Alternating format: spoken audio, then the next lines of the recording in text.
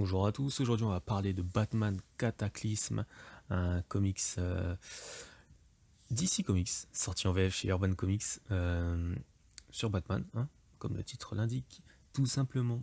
Alors Batman Cataclysme, ça parle de quoi? C'est le prélude de Batman No Man's Land.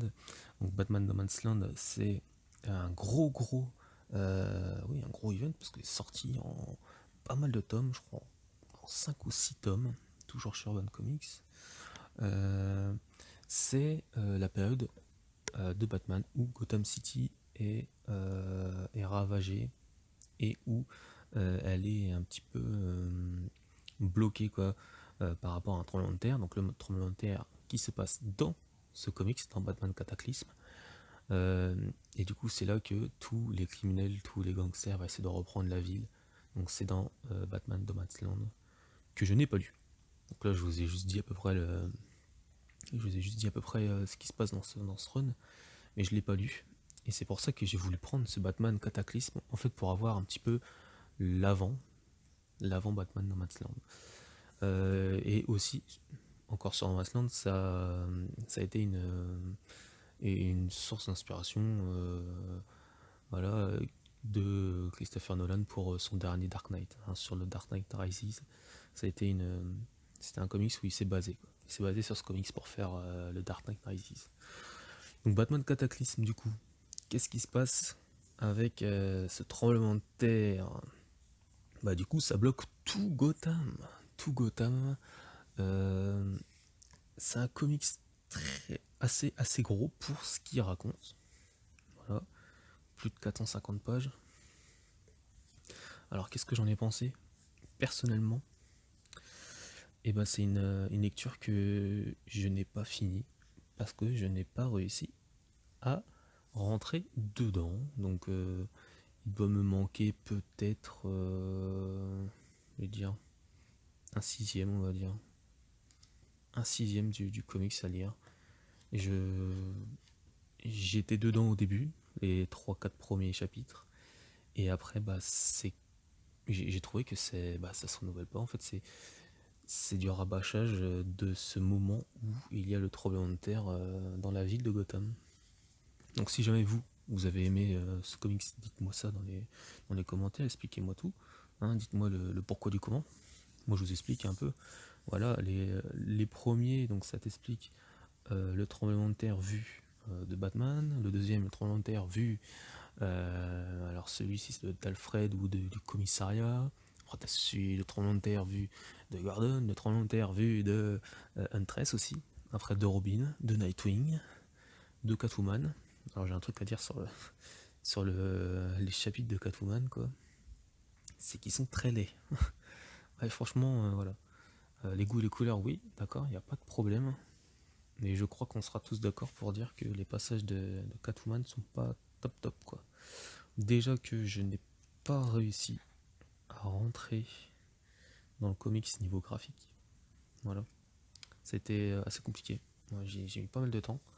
Et les comics qui ont peut-être un peu plus d'âge où c'est plus simple. Mais alors là, je n'ai pas compris pourquoi. Je ne suis pas rentré dedans au niveau dessin. Au fur et à mesure, bon bah on lit, ça m'a pas bloqué non plus, mais voilà, c'est pas ça non plus qui m'a fait arrêter de lire. Enfin, ouf, ouais, peut-être entre le dessin et le scénario que j'ai trouvé rabarbatif. Ouais, peut-être. J'ai pas trouvé ça exceptionnel. Voilà. Euh, Batman, voilà, comme beaucoup, fait partie de mon top 3 hein, des super-héros préférés, limite top 1, tu vois. Mais tout n'est pas bon, quoi. Voilà. On va pas dire que tous les comics Batman sont bons, et bah là, j'ai l'impression que celui-là est dispensable, vraiment. Je voulais me le lire avant de commencer No Man's Land, et ce que je regrette, c'est mes figues, mes raisins, quoi, mais ça me fait chier parce que j'aurais pu au lieu d'acheter celui-ci, bah, commencer avec le premier No Man's Land, quoi. Bon, voilà. Qui on a au scénario? Chuck Dixon. Alors j'ai peur d'accrocher les noms.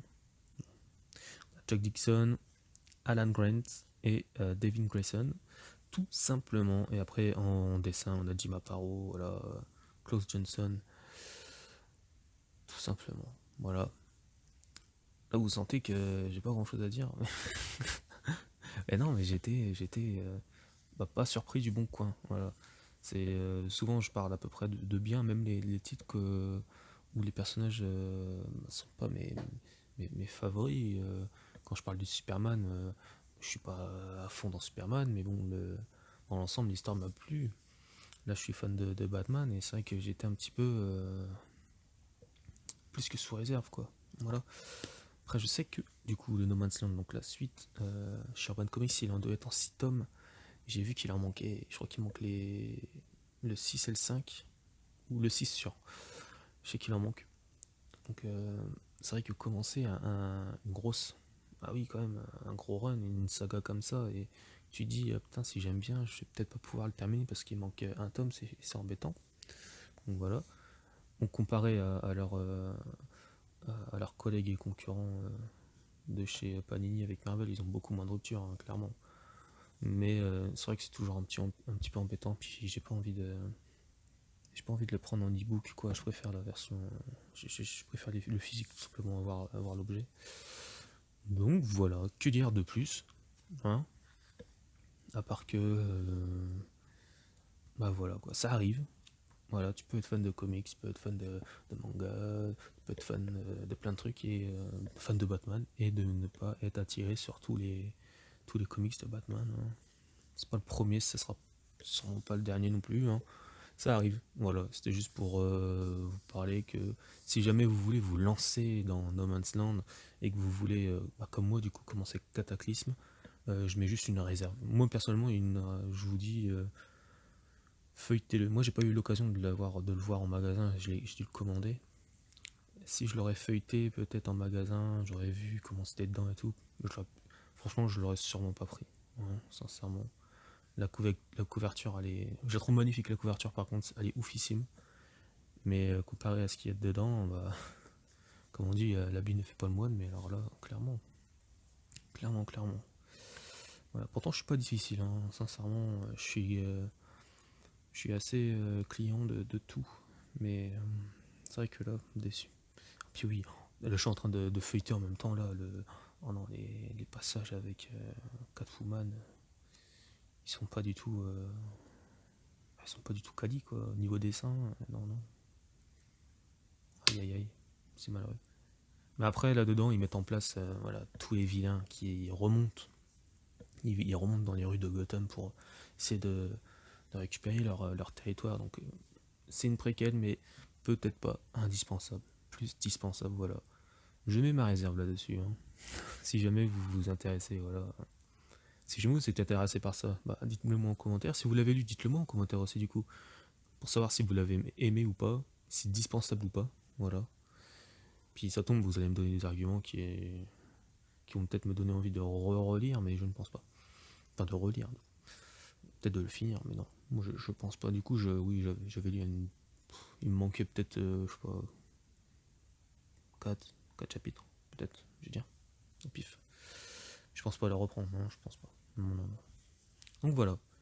Comme je l'ai répété, dites-moi en commentaire ce que vous avez pensé de ce récit de Batman Cataclysme. Et voilà, si vous avez aimé ou pas, dites-le moi. Expliquez-moi le pourquoi du comment. Puis voilà, ce serait cool. Puis si vous avez aimé, mettez un j'aime, tout simplement. Voilà. Bah, merci à tous d'avoir regardé et écouté cette audio vidéo. Et puis à la prochaine pour un autre avis comics. Salut.